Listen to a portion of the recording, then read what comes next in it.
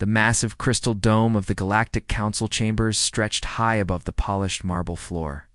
Inside, hundreds of alien representatives sat in their designated seats.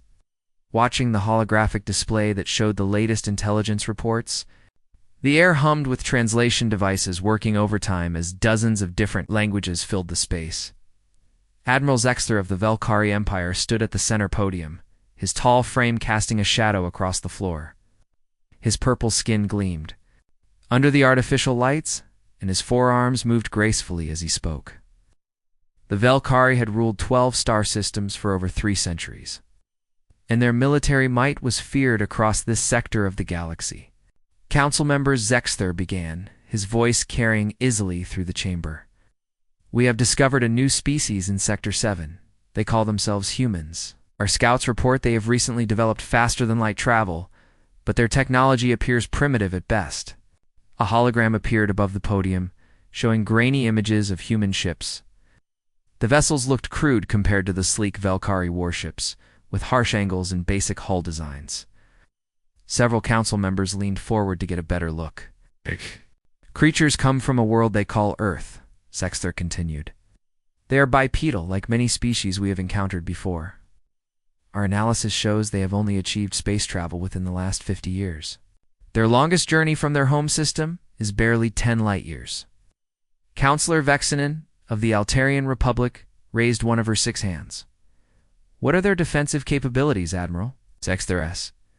Mandibles clicked in what passed for laughter. Among his people, minimal. Our scouts observed fewer than 200 ships in their entire fleet. Most appear to be cargo vessels or exploration craft. They have established small colonies on perhaps a dozen worlds, all within easy striking distance of their home system. The hologram changed to show human settlements. Simple domes and basic structures dotted the surfaces of various planets. Nothing impressive, nothing that suggested advanced civilization or military power. The humans sit directly in our path of expansion, Zexter explained. Their systems contain valuable resources that the Empire requires, we estimate complete. Conquest would take no more than 3 standard months. Another council member spoke up. Have you attempted diplomatic contact? Not yet, Zexter replied. Our experience with younger species suggests they respond better to demonstrations of power first. Once they understand their place in the galactic order, negotiations proceed much more smoothly. The Admiral touched a control panel, and the display showed a star map. Human territory appeared as small green dots, while Velkari space dominated the region in imperial purple. The difference in size was striking. The Empire will begin preliminary operations within the next few cycles, Zexter announced. We expect full submission from the humans shortly after they witness our capabilities. 3 weeks later, Captain. Jake Morrison stood on the bridge of the UES Discovery, watching the massive Velkari ships emerge from hyperspace. The human exploration vessel had been conducting a routine survey of the Kepler system when the alien fleet appeared. Jake was a veteran of the Earth Defense Force, though his experience had been limited to small conflicts with pirates and the occasional dispute between human colonies. Nothing had prepared him for this moment. The Velkari ships were enormous, each one easily 3 times the size of his vessel. Captain, his communications officer, called out, "We're receiving a transmission." Main screen flickered, and the image of General Kethanel appeared. The Velkari commander wore elaborate armor covered in symbols of rank and achievement. His presence filled the screen with obvious authority and menace. "Human vessel," Kethanel began. "I am General Kethanel of the Velkari Imperial Fleet. You will power down your weapons and prepare to surrender your ship for inspection." Jake stepped forward, keeping his voice steady. "This is Captain Morrison of the United Earthship Discovery. We are on a peaceful scientific mission in neutral space. We have no intention of surrendering to anyone." The general's expression darkened. "You misunderstand your situation, human. This system now belongs to the Velkari Empire. All species in this region must submit to imperial authority or face the consequences." "I'm afraid I can't do that, General," Jake replied. "These are international waters, so to speak. We have as much right to be here as you do." Cathenel studied the human captain for a long moment. He had expected immediate surrender, as was typical when the Empire encountered new species. The human's defiance was unusual and annoying. "Very well," the general said finally. "Perhaps you require a demonstration." Transmission ended, and Jake watched in horror as the Velkar ships turned toward the nearby asteroid mining stations. 2 human facilities, each housing 50 workers, disappeared in brilliant flashes of energy. The alien weapons were devastatingly effective. "Dear God," whispered Jake's first officer. Lieutenant Commander Amy Walsh. General Cathenel's face reappeared on the screen. "That was merely a taste of Imperial power, Captain Morrison. Turn to your homeworld and deliver this message to your leaders. The Velkari Empire claims all human territory. You have 30 of your days to surrender completely, or we will destroy every human settlement in space." The alien ships vanished into hyperspace, leaving Jake and his crew alone with the wreckage of the mining stations. Emergency beacons flashed weakly among the debris, but there were no survivors. Jake turned to his communications officer. "Get me a priority channel to Earth Defense Command. Tell them we need to speak with President Carter immediately." "What should I tell them this is?" "Regarding, sir?" Jake looked back at the screen, where the remains of the mining stations continued to drift through space. "Tell them we're at war." 2 days later, President Lisa Carter sat in the secure briefing room beneath the White House, surrounded by her top military advisors. The holographic display showed the same images that Jake Morrison had transmitted from the Kepler system. "The Velkari Empire has given us 30 days to surrender," reported Defense Secretary Paul Bennett. "Our intelligence suggests they control at least 12 star systems and possess a fleet of over 2,000 ships." Admiral Sam Rodriguez, commander of the Earth Defense Fleet, studied the tactical analysis. "We have roughly 300 ships spread across our territory, mostly patrol vessels and cargo escorts. In a straight fight, we wouldn't stand a chance." President Carter turned to Commander Amy Walsh, who had been transferred back to Earth after the Discovery incident. "Commander, you were there. What's your assessment of their capabilities?" Amy stood and activated the display controls. "Ma'am, their weapons technology is advanced, but not beyond our understanding. The real advantage they have is numbers and size. Each of their ships carries more firepower than anything in our current fleet." "So we're outgunned and outnumbered," the president said grimly. "In terms of what they've seen, yes, ma'am," Amy replied carefully. Defense Secretary Bennett caught the emphasis in her words. "What do you mean, what they've seen?" Amy looked around the room at the assembled officers and officials. "The Velkari have observed our patrol fleets and exploration vessels. They've seen our colonial defense ships and cargo escorts, but they haven't seen everything." Admiral Rodriguez leaned forward. "Are you suggesting we have assets they don't know about?" "I'm saying that maybe it's time to implement Protocol 7, Amy said quietly. The room fell silent. Protocol 7 had been theoretical until now, a contingency plan developed by paranoid military planners who believed that humanity would eventually face a threat from space that required total mobilization. President Carter stood and walked to the window, looking out at the peaceful city above. "How long would full mobilization take?" 72 hours to activate all reserve fleets, Admiral Rodriguez answered. "Another week to coordinate operations across all systems." "Do it," the president ordered. "And Admiral, make sure the Velkari Empire learns what happens when they threaten humanity." The admiral smiled grimly. "Yes, ma'am. I think they're about to get a very unpleasant surprise." The first Velkari attack came at dawn on the farming colony of New Haven. Colonel Matt Johnson was drinking his morning coffee when the alarms started screaming across the settlement. Through his kitchen window, he watched 3 alien ships descend. Through the atmosphere like falling stars, Matt had fought in the border wars 20 years ago, before humanity had reached the stars. He knew the sound of incoming fire, and he recognized the look of an invasion when he saw one. The Velkari ships were sleek and deadly, their weapons already charging with ominous energy. "All civilians to the underground shelters," Matt shouted into his communication device. "Defense militia, 2 positions." This is not a drill. The colony had been built with defense in mind. Though the planners had expected attacks from human pirates, not alien invaders, hidden weapons emplacements rose from concealed positions around the settlement. The colonists had practiced these drills hundreds of times. General Cathanel watched from his command ship as his forces approached the human settlement. Intelligence reports suggested the colony housed about 3,000 people, mostly farmers and their families. He expected surrender within minutes of the first demonstration. Target their communication arrays, he instructed his weapons officer. A few precise strikes should convince them to give up. The Valkyrie ships opened fire, their energy beams lancing down toward the colony. But instead of hitting defenseless buildings, the weapons struck reinforced shield generators that flared to life at the last second. The human settlement was protected by military-grade defensive systems. "What is this?" Cathanel demanded. "These are supposed to be farmers." His tactical officer studied the readings. "General, the humans appear to have military installations hidden throughout their civilian settlements. We're detecting weapon signatures from multiple locations."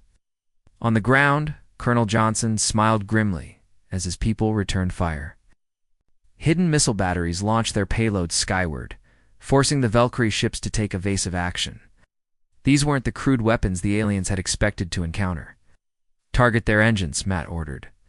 "Make them think twice about." Coming back, Major Kate Williams led the counterattack from the eastern sector. She had been a starship gunner before retiring to colony life, and her skills hadn't gotten rusty. Her team's plasma cannon found its mark on the lead Velker ship, sending it spinning away from the settlement with smoke trailing from its hull. "Nice shot, Kate," Matt called over the radio. "Keep them busy while I coordinate the evacuations." But the evacuations weren't going as the Velkar expected either. Instead of panicking civilians running for shelter, they saw organized militia units moving to defensive positions.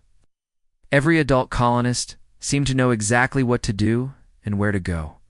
General Cathanel realized his mistake too late. These weren't helpless farmers. They were retired military personnel who had chosen colony life after serving their time in the human defense forces. The entire settlement was essentially a military base disguised as a farming community. "Pull back and regroup," he ordered his ships. "We need to reassess the situation." The Valkyrie forces retreated, leaving behind one damaged ship and a colony that was very much still fighting. Matt Johnson watched them go and immediately began preparing for the next attack. He knew they would be back with more ships and better intelligence. The same scene played out across dozens of human colonies over the next week. The Velkari Empire had expected quick victories against helpless settlements. Instead, they found themselves fighting determined resistance from people who seemed to treat warfare as a natural part of life. On the mining world of Red Rock Station, retired Admiral Tony Clark coordinated the defense of the asteroid mining facilities. Velkari had targeted the station because it produced rare metals needed for starship construction. They arrived expecting to find industrial workers and mining equipment. What they found was a fully operational military shipyard, hidden inside the asteroid belt. "Activate the construction bays," Tony ordered as the alien ships approached. "Show them what we've really been building out here." Massive doors opened in the sides of asteroids, revealing space dock facilities that had been secretly constructing warships for over a decade. The Valkyrie scouts had seen cargo ships and mining vessels coming and going from the system. They had never realized that those ships were carrying components for a hidden fleet, the first human warship to emerge from the concealed shipyards was the UES Hammer, the heavy cruiser that had been built specifically for combat against unknown alien threats. Captain Ryan Torres had been waiting 5 years for the chance to test his ship in actual battle. "All weapons hot," Ryan ordered as his ship cleared the docking bay. "Let's show these aliens what human engineering can do." The Hammer opened fire with its main guns, and the Valkyrie ships discovered that human weapons technology was far more advanced than their intelligence had suggested. The first salvo punched through the lead alien ship's shields and tore into its hull armor like paper. More ships emerged from the hidden shipyards. Destroyers, frigates, and support vessels that had been built in secret while the Valkyrie Empire thought they were monitoring harmless mining operations. Within hours, What had been planned as a simple raid turned into a running battle across the asteroid belt. Dr. Helen Brooks watched the tactical displays from her laboratory, deep inside Ceres Station. She had been working on advanced propulsion systems for the past decade, always knowing that humanity would eventually need them. The quantum displacement drives her team had developed were about to get their first real test. Initialize the jump. Drives on ships 7 through 12, she instructed her technical team. Let's see if the Valkyrie can handle our new tactical mobility. The human ships vanished from their positions and reappeared behind the Valkyrie formation. The aliens had never encountered technology that allowed ships to make short-range jumps during combat. Their tactical computers couldn't predict where the human vessels would appear next, Captain.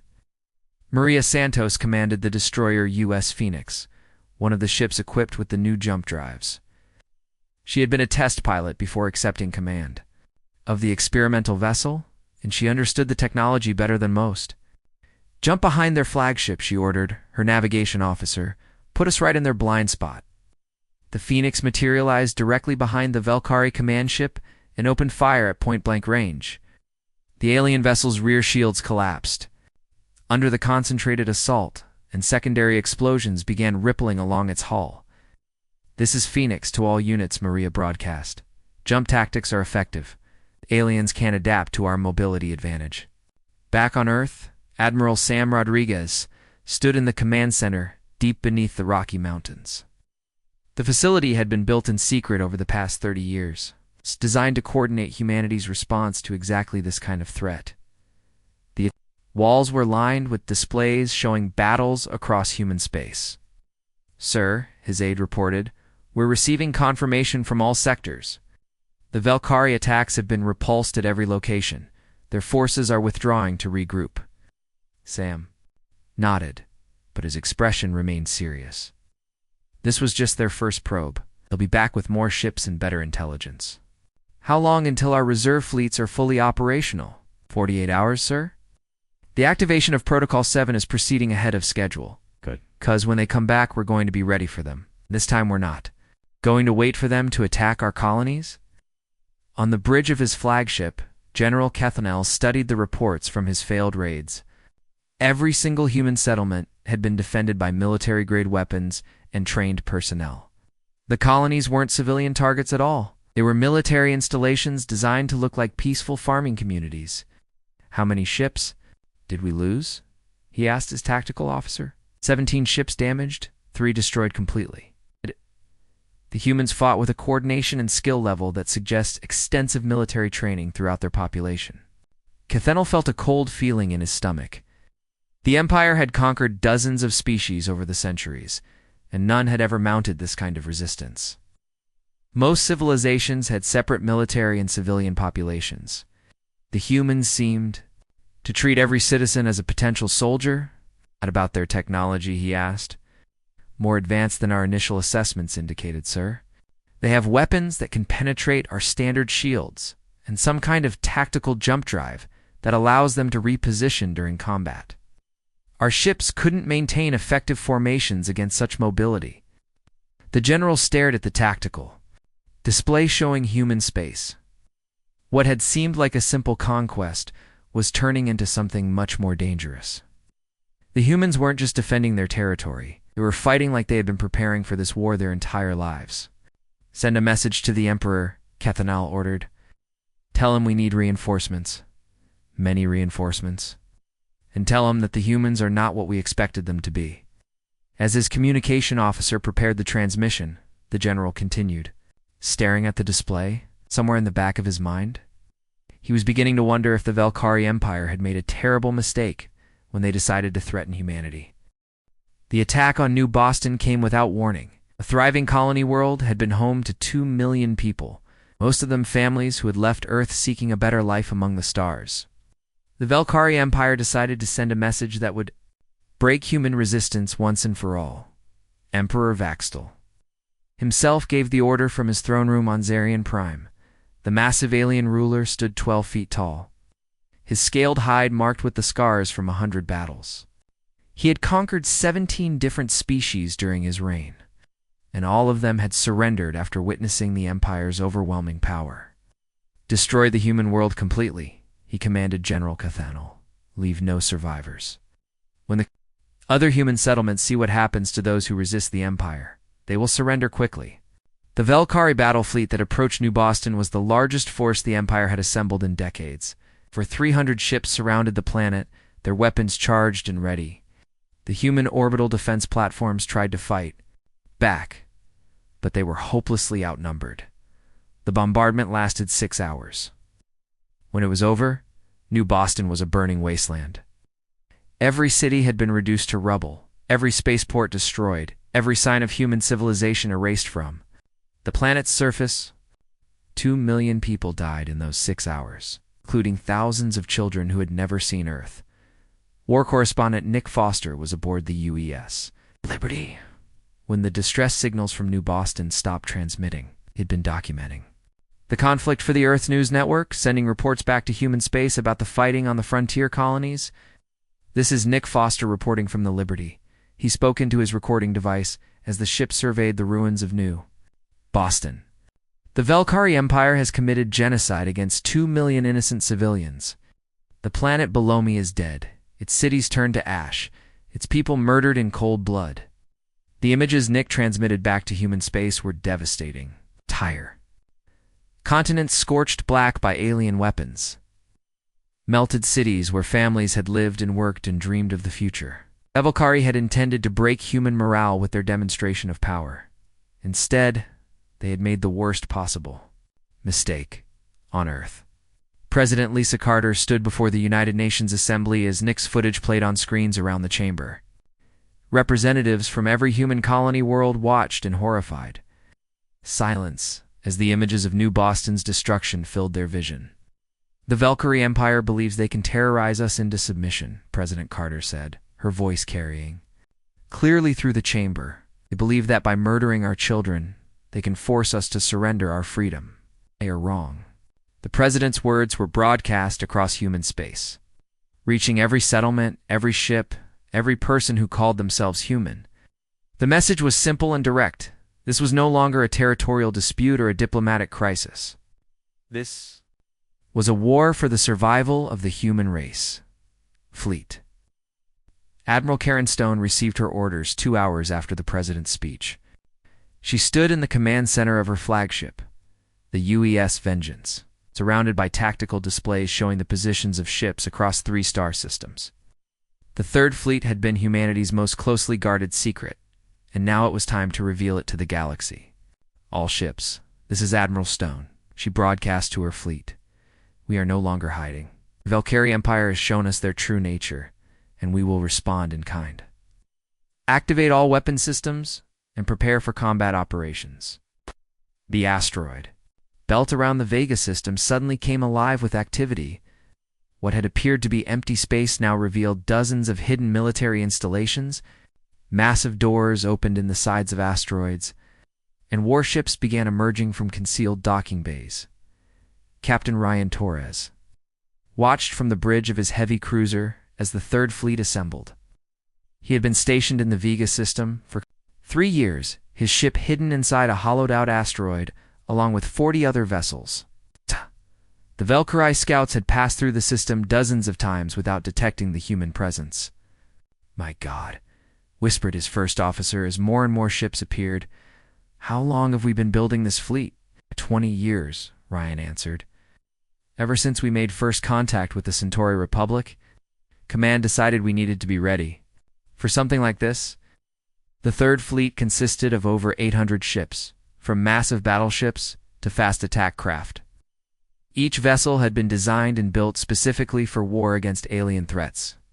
The humans had studied every piece of alien technology they could acquire. Their ships incorporated the best features while adding improvements that no other species had considered.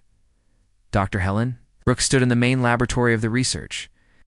Stationed hidden in the Kuiper Belt, her team had been working around the clock to complete the final modifications to the new weapon systems. The quantum displacement drives were just the beginning of humanity's technological advantages. "Are the new targeting systems ready?" she asked her lead engineer. "Yes, ma'am." The adaptive AI can track and predict alien ship movements with 97% accuracy. Even if they try to change course mid-battle, our weapons will adjust automatically. Helen nodded grimly. The Velkari had murdered 2 million innocent people. Now they were about to learn what happened when humans decided to wage war with their full scientific and technological capabilities, Captain. Maria Santos prepared her destroyer squadron for their first real combat mission. The UES Phoenix and her sister ships had been equipped with the most advanced weapons humanity had ever developed. Their plasma cannons could punch through any known shield technology, and their missile systems used AI guidance that made them nearly impossible to stop. All ships form up for wolf pack formation, Maria ordered. We're going to hit the Valkyrie supply convoy in the Rigel system. Show them what happens when they threaten human civilians. The human attack came like lightning. The Valkyrie supply. Ships were traveling through what they thought was secure space when the human destroyers appeared around them. The quantum jump drives allowed the human ships to materialize at point-blank range, their weapons already firing. The battle was over in minutes. 12 Valkyrie cargo ships and their escorts were destroyed without landing a single hit on the human vessels. The attackers vanished as quickly as they had appeared, leaving behind only wreckage and the growing realization that humanity possessed technology the Empire had never encountered. Admiral Stone watched the tactical reports from her command center. Human strike forces were hitting Valkyrie targets across 6 different systems simultaneously. Supply convoys, communication relays, and isolated military outposts were being destroyed with surgical precision. Ma'am, her intelligence officer reported we're receiving reports from our deep space monitoring stations. The Valkyrie are pulling ships back from their frontier territories to defend their core systems. Good, Admiral Stone replied. You're starting to understand that they're not fighting helpless farmers anymore. How are our casualty reports? Minimal, ma'am. The new tactics are working perfectly. Our ships are inflicting massive damage while taking almost no losses in return. The Admiral smiled coldly as she studied the strategic display. The Valkyrie Empire had controlled this region of space for centuries through intimidation and overwhelming force. They had never faced an enemy that could match their technology and exceed their tactical capabilities. Captain Alex Turner led his task force into the Proxima system, where a Velkar garrison fleet was stationed to protect their military installations. The human ships moved in perfect coordination, their AI systems sharing targeting data and tactical information in real time. Target their command ship first, Alex ordered. Take out their coordination, and the rest will be easier to handle. U.S. Hammer opened fire with its main guns, and the Valkyrie flagship's shields collapsed under the concentrated assault. Secondary explosions rippled along the alien vessel's hull as its weapon systems overloaded and detonated. The remaining Valkyrie ships tried to retreat, but the human vessels were faster and more maneuverable. One by one, the alien ships were hunted down and destroyed. Within 2 hours, the entire garrison fleet had been eliminated. On Zarian Prime, Emperor Vaxel received the reports from his military commanders with growing alarm. The humans weren't just defending their territory anymore. They were attacking Valkyrie installations throughout the Empire, and their ships seemed to be superior to anything in the Imperial fleet. How many ships have we lost? He demanded. Over 200 in the past week, Your Majesty, General Kethanol reported. The human attacks are coordinated across multiple systems. They appear to have intelligence about our ship movements and supply routes. What about their casualties? Minimal, sire. Our forces have destroyed fewer than 20 human vessels. Their technology appears to be significantly more advanced than our initial assessments indicated. The Emperor felt a cold chill run down his spine. In 3 centuries of conquest, no enemy had ever inflicted such losses on the Valkyrie military. The humans were fighting with a combination of advanced technology and tactical skill that the Empire had never encountered. Double the patrols around our core systems, he ordered, and send a message to all sector commanders. The humans are to be considered a major threat to Imperial security. General Cathanal stared at the tactical display in his command center, trying to understand what he was seeing. The human ships moved through space like hunting wolves, striking without warning and disappearing before his forces could respond. In the past month, the Velkari military had lost over 500 vessels to human attacks. "Sir," his intelligence officer reported, "we've intercepted human communications from the battle at Kepler Station. The enemy ship was heavily damaged and unable to escape. But instead of surrendering, they deliberately crashed into our ammunition depot. They destroyed themselves," Kethanol asked in disbelief. "Yes, sir." "The explosion took out 3 of our heavy cruisers and damaged 4 others. The human captain broadcast a message before impact, saying he would rather die than be captured by murderers." The general felt his blood run cold. In all his years of military service, he had never encountered an enemy that chose death over capture. Most species fought until victory became impossible, then surrendered to preserve their lives. The humans seemed to view surrender as worse than death. Captain Alex Turner had become a legend among both human and dare. Velkari forces. His destroyer squadron specialized in hit-and-run attacks on Velkari supply lines, always appearing where the enemy least expected them. The aliens had learned to fear the sight of his ships emerging from quantum jumps. "Target acquired, Alex," announced to his crew as they materialized near a Velkari convoy. "Looks like a fuel transport with heavy escort. Standard wolfpack formation, people. Hit them hard and get out fast." The human ships attacked with devastating precision. Their weapons had been designed specifically to penetrate Velkari's shield. Technology and their targeting computers could track multiple enemy vessels simultaneously. The convoy's escorts tried to protect the transport ships, but they were hopelessly outmatched. "Sir," his weapons officer called out, "the lead escort is trying to ram us." Alex watched the damaged Velkari ship turn toward his destroyer, its engines, pushing it to maximum speed despite critical damage to its hull. The alien captain was attempting the same suicide tactic that human ships had been using against Velkari forces. "Hard to port," Alex ordered. "These aliens are finally learning." "From us, that's not good news." The human ships completed their attack and jumped away, leaving behind the burning wreckage of another Velkari convoy. But Alex noticed that the enemy was starting to adapt to human tactics. They were becoming more aggressive, more willing to take casualties to inflict damage on human forces. Admiral Karen Stone reviewed the latest intelligence reports from her flagship.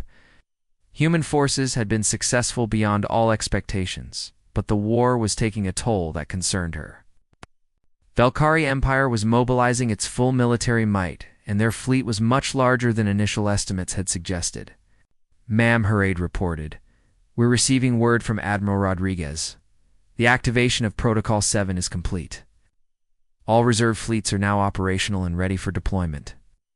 Karen studied the strategic display showing human and Velkari positions across the galaxy.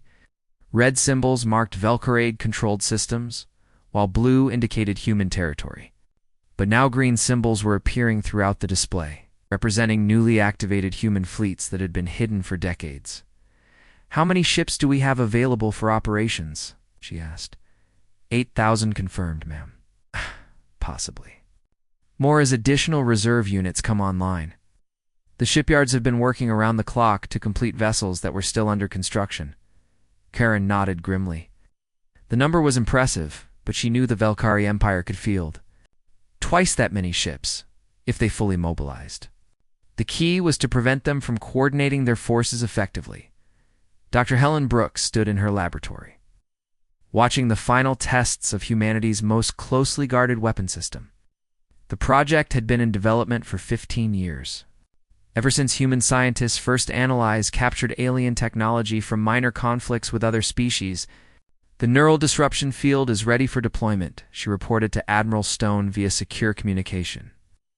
"Any Velkari ship caught in the field will lose all computer control for approximately 10 minutes. "How large is the effective range?" Admiral Stone asked. 5,000 kilometers from the source. "We can install the generators on our larger ships, or deploy them as autonomous platforms. The Velkari won't know what hit them until it's too late."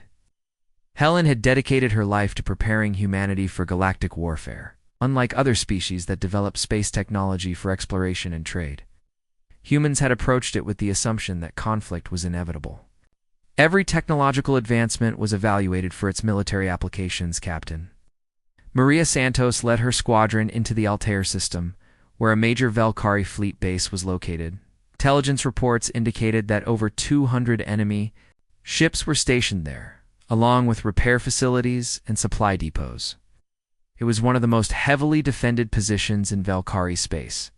Deploy the neural disruption platforms, Maria ordered as her ships approached the enemy base. Let's see how they handle fighting without their computers. The invisible field spread out from the human platforms, washing over the Valkyrie ships like a silent wave. Within minutes, the alien vessels began drifting helplessly as their navigation and weapons systems failed. The base's defense platforms went offline, leaving the entire installation vulnerable. All ships, commence attack, Maria broadcast. Then, while they're blind, the human fleet opened fire with devastating effect. Without their computer-assisted targeting and maneuvering systems, the Valkyrie ships were sitting targets. The base's ammunition depots exploded in massive fireballs. The repair facilities collapsed under concentrated bombardment. When the neural disruption field finally faded, over half the Valkyrie fleet had been destroyed or severely damaged. The survivors fled the system in panic, abandoning one of their most important military installations to human forces. The victory at Altair sent shockwaves throughout the Valkyrie Empire. Military bases that had been considered impregnable were suddenly vulnerable to human attack. The aliens began pulling their fleets back to defend their core systems. Abandoning outer territories that they had controlled for centuries, Emperor Vaxel summoned his war council to the throne room on Zarian Prime. The massive chamber was filled with his top military commanders, all of them bearing the grim news of continued defeats at human hands. "How is this possible?" the Emperor demanded.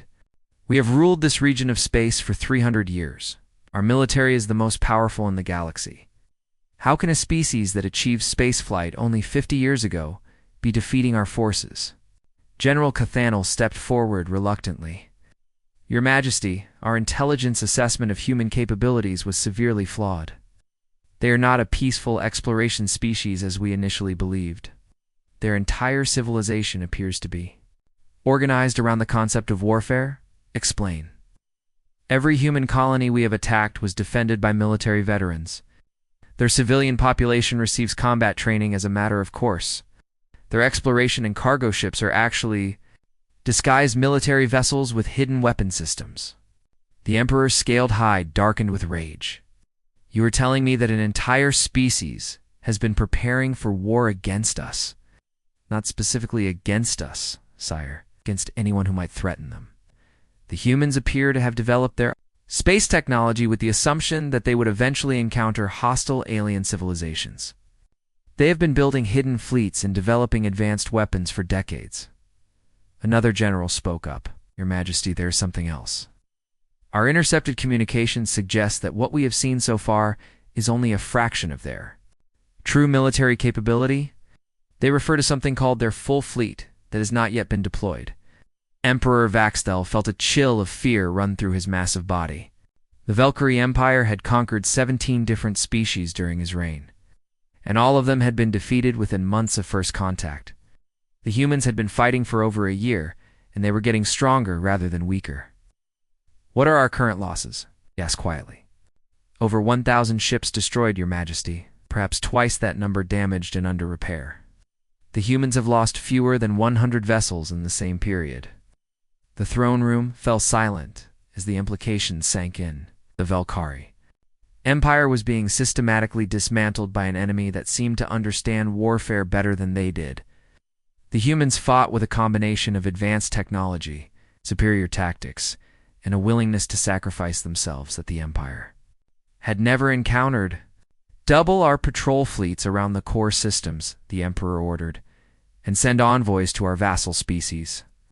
We need every ship we can gather." His commanders filed out of the throne room. Emperor Voxthal stared at the strategic display showing the current state of the war. Human forces were advancing on multiple fronts, capturing Valkyrie territories and destroying military installations with impunity. For the first time in his long reign, the Emperor was beginning to wonder if the Valkyrie Empire could actually lose. this war. The humans had shown no interest in negotiation or compromise. They seemed determined to fight until one side or the other was completely destroyed. The long-range sensors around Zarian Prime began screaming warnings at exactly 0347 hours, Valkyrie, Standard Time. Emperor Vaxel was awakened in his private chambers by the urgent calls from his military commanders. The news they brought made his blood freeze in his veins. "Your Majesty," General Cathanal reported, his voice shaking with barely controlled fear. "Our deep space monitoring stations have detected an approaching fleet. The sensor readings are unprecedented." Emperor Vexel rushed to the main command center, his advisors trailing behind him. The massive holographic display showed the outer edge of Valkyrie space, where thousands of small dots were moving steadily toward the Empire's heart. Each represented a human warship. "How many ships?" the Emperor demanded.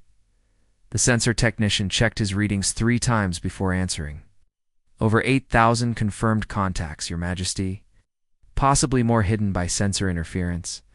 The fleet is advancing in perfect formation across a front spanning 12 light-years." The Emperor stared at the display in disbelief.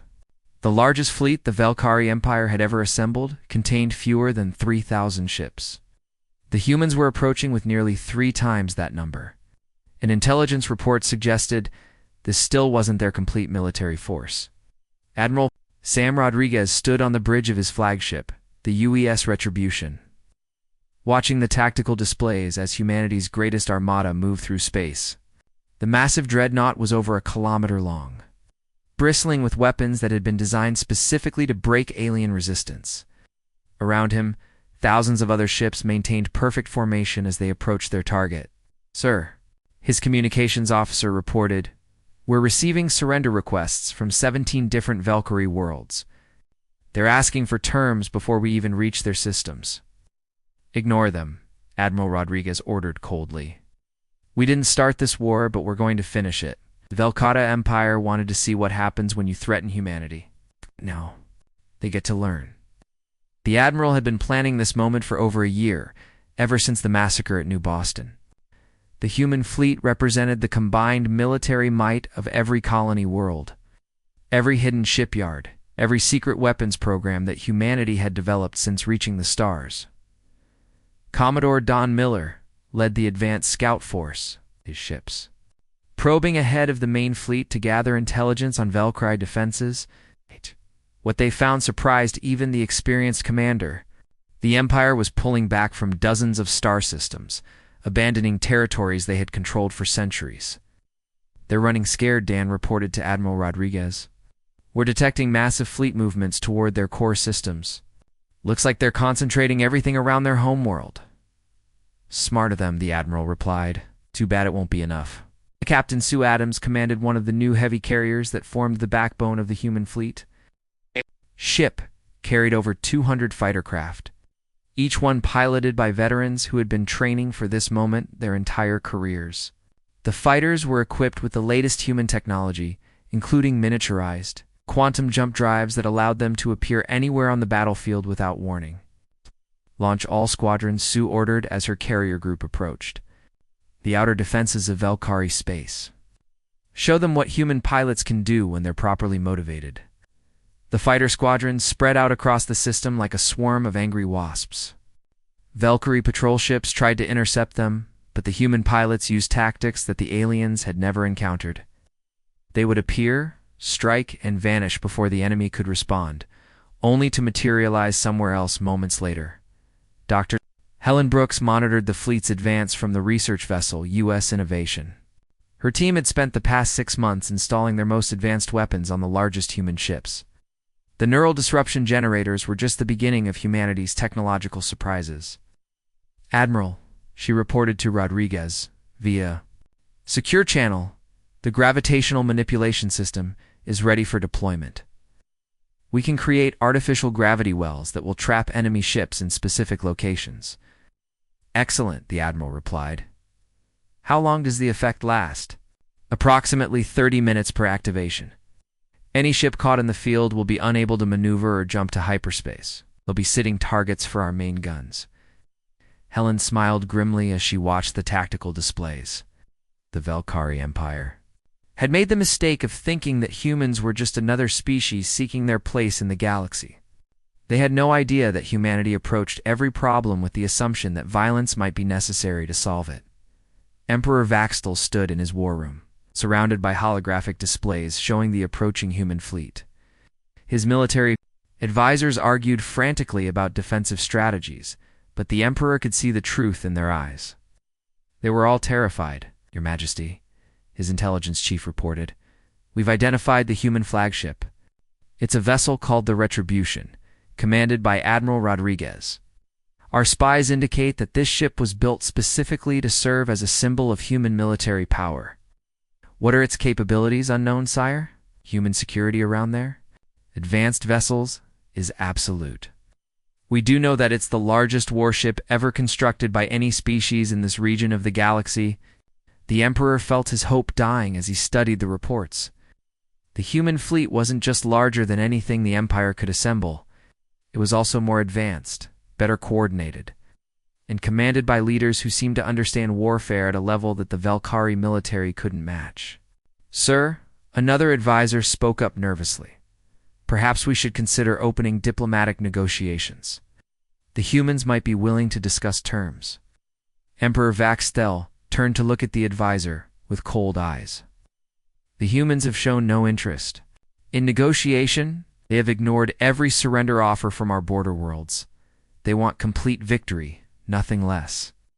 The truth was becoming clear to everyone in the room. The Valkyrie Empire had started a war with an enemy that was prepared to fight to the total destruction of one side or the other. There would be no negotiated peace, no compromise solution. Only victory or defeat, Captain Jake Morrison, who's first. Contact with the Valkyrie had started this war, now commanded a heavy cruiser in the main battle fleet. He had been promoted 3 times during the conflict, his experience with alien tactics making him valuable to human commanders. All ships, maintain formation, Jake ordered as the fleet approached the Valkyrie home system. Remember, these are the aliens who murdered 2 million innocent people at New Boston. We're here to make sure they never do it again. The human fleet moved with mechanical precision, each ship knowing exactly where it belonged in the formation. Years of planning and preparation were about to pay off as humanity revealed the true extent of its military capabilities to a galaxy that had never seen anything like it. Admiral Rodriguez received the final intelligence reports as his fleet prepared to enter the Zarian system. The Valkyrie had assembled their largest fleet in history to defend their homeworld. Over 2,000 ships waited in defensive positions around the planet, supported by orbital weapons platforms and planetary shield generators. Sir, his tactical officer reported, the enemy fleet is impressive. They've learned from our previous engagements and adapted their formations to counter our jump tactics. It doesn't matter, Admiral Rodriguez replied calmly. They're still thinking like a species that fights for territory and resources. We're fighting for survival and justice. It makes all the difference. The Admiral activated the fleet-wide communication system, his voice carrying to every ship in the massive armada. All vessels, this is Admiral Rodriguez. In 30 minutes, we will enter the Zarian system and engage the main Valkyrie fleet. Remember why we're here. Remember New Boston. Remember that the galaxy is watching to see what happens when someone threatens humanity. He paused, looking out at the stars that surrounded his flagship. The Valkyrie Empire wanted to know what humans do when cornered. They're about to find out. All ships prepare for battle. The largest fleet in human history moved forward into the final battle of the war. Behind them, the entire galaxy watched and waited to see whether the newcomers would prove themselves worthy of respect, or if the ancient Valkyrie Empire would demonstrate once again why they had ruled this region of space for 3 centuries. Emperor Vaxtel made one final attempt to contact the human fleet as it approached his home system. The response he received was brief and final. This is Admiral Rodriguez of the United Earth's Defense Force. The Valkyrie Empire has forfeited any right to mercy through its actions against innocent civilians. Surrender your fleet immediately, or we will take it from you piece by piece. The Emperor realized with growing horror that the humans meant exactly what they said. This wasn't a negotiation or a diplomatic maneuver. It was an ultimatum backed by the largest military force the galaxy had ever seen. The final battle for the Velkari Empire was about to begin. The Battle of Zarian Prime began at exactly 1200 hours. When the first human ships dropped out of hyperspace at the edge of the system, Admiral Sam Rodriguez watched from the bridge of the UES Retribution as his massive fleet materialized in perfect formation, their weapons already charged and targeting systems locked onto the Velkari. Defensive positions? The sight that greeted them was impressive, even by galactic standards. Over 2,000 Velkari warships formed concentric defensive rings around their homeworld. Massive orbital weapons platforms bristled with energy cannons, while planetary shield generators created a shimmering barrier that covered the entire planet. "They've learned from our previous battles," Admiral Rodriguez observed to his tactical officer. "Look at those formations. They're using overlapping fields of fire and mutual support positions." "Yes, sir," the officer replied. "But they're still thinking defensively. They're waiting for us to come to them." The Admiral smiled coldly. "Then let's not disappoint them. All ships begin Operation Final Justice. Show them what 15,000 human warships can accomplish when properly motivated." The number stunned even the human crews, who had been expecting a large fleet. What had appeared to be 8,000 ships on long-range sensors was revealed to be nearly twice that number. Hidden stealth vessels decloaked throughout the system, while additional ships emerged from quantum storage bays that had been mounted on the larger vessels. Emperor Vaxel stood in his command center watching the tactical displays with growing horror. The human fleet was larger than anything his military advisors had predicted.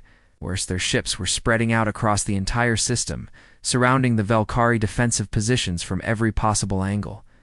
"How many ships are out there?" he demanded.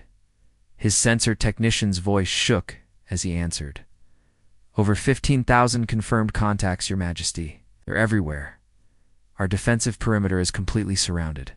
The Emperor felt his empire crumbling around him as he realized the scope of humanity's military preparation. This wasn't just a fleet assembled to fight one battle. This was the combined military might of an entire species that had spent decades preparing for galactic warfare. Captain Maria Santos led the opening assault with her destroyer squadron. The human ships used their quantum jump drives to appear directly behind the Velkari outer defenses, bypassing the heavily fortified front lines to strike at the enemy's communication and coordination vessels. "Target their command ships first," Maria ordered. "Without coordination, their defensive formations will collapse." The human weapons, refined through months of battle experience, tore through Velkari shields like paper. The aliens had strengthened their defenses since the early battles, but human technology had advanced even faster. Each shot was guided by an artificial intelligence that could predict enemy movements and adjust targeting in real dash time. Dr. Helen Brooks activated the gravitational manipulation systems from her position aboard the research vessel. Across the battlefield, invisible fields of altered gravity began trapping Velkar ships in predetermined locations, making them easy targets for the human main guns. "Gravitational wells active," she reported to Admiral Rodriguez. "Enemy mobility is reduced by 70% in the affected areas." The Admiral watched as entire squadrons of Velkari ships found themselves unable to maneuver, their engines straining uselessly against forces that held them in place like invisible hands. Human battleships moved into position and began systematically destroying the trapped vessels. Captain Alex Turner had survived the war's early battles to command one of the new super heavy cruisers.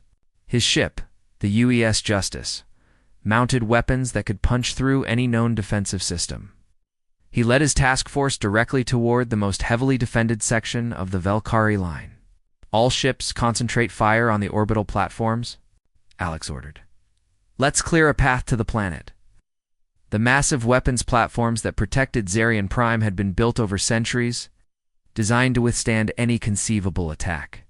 They had never faced weapons like the ones the humans brought to bear. The platforms exploded in sequence as human fire overwhelmed their defensive systems. Commodore Dan Miller coordinated the fighter assault that swept through the U.S. car formations like a storm of destruction. Thousands of human pilots, veterans of countless battles throughout the war, used their miniaturized jump drives to appear anywhere on the battlefield without warning. All squadrons target their engine sections. Dan broadcast to his pilots. Disable their ships and move on. Let the capital ships finish them off. The Valkyrie fighters tried to respond, but they were hopelessly outmatched. Human pilots had been training for this moment their entire careers, while the alien pilots were encountering human tactics for the first time. The battle in space around Zarian Prime became a massacre as human fighters destroyed everything in their path. General Cathanal watched his fleet being systematically destroyed from his flagship in the inner defensive ring. The humans fought with a precision and coordination that defied belief. Every ship knew exactly where to be and what to do, as if the entire fleet was controlled by a single mind. "Sir," his communications officer called out desperately, "we're losing contact with most of our outer formations. The humans are jamming our communications and destroying our relay ships." "How many ships have we lost?"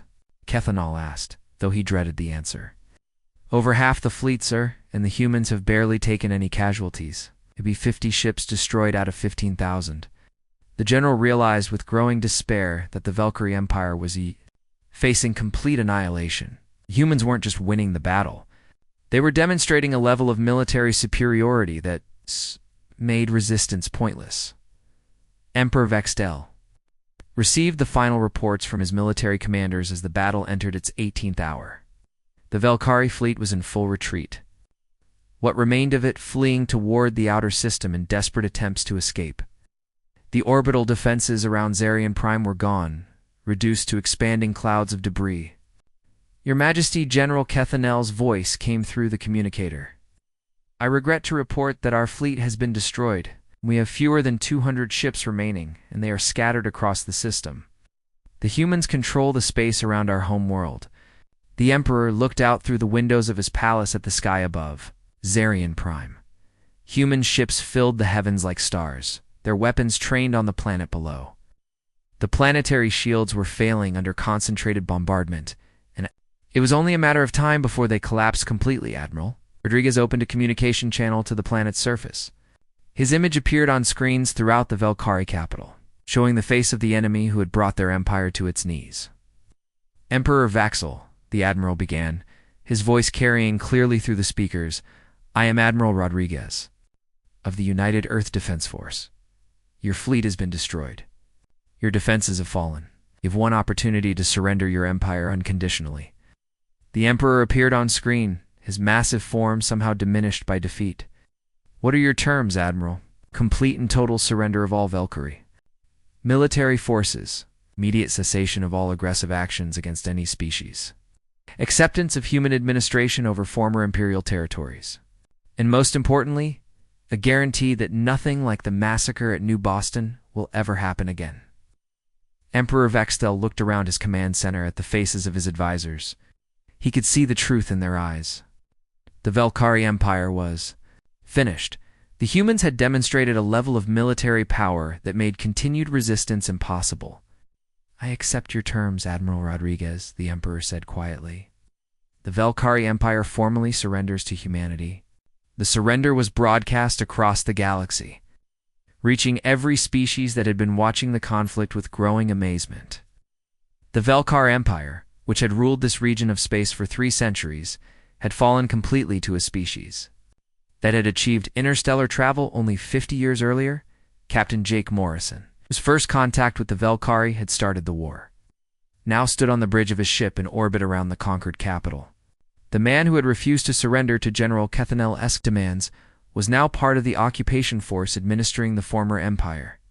"Sir," his communications officer reported, "we're receiving surrender requests from Valkyrie forces throughout their former territory. Looks like word of the Emperor's capitulation is spreading fast."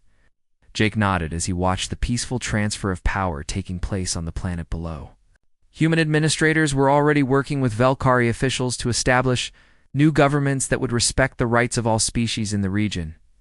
Admiral Rodriguez addressed the galaxy from his flagship, his words carried by communication networks that reached every civilized world. "The Valkyrie Empire chose to threaten humanity with genocide. They have learned the consequences of that choice. Let this serve as a lesson to anyone who might consider similar actions in the future." He paused, looking directly into the camera. Humanity prefers peace, but we are exceptionally good at war. We hope never to demonstrate these capabilities again, but we will not hesitate to defend ourselves and our allies against any threat.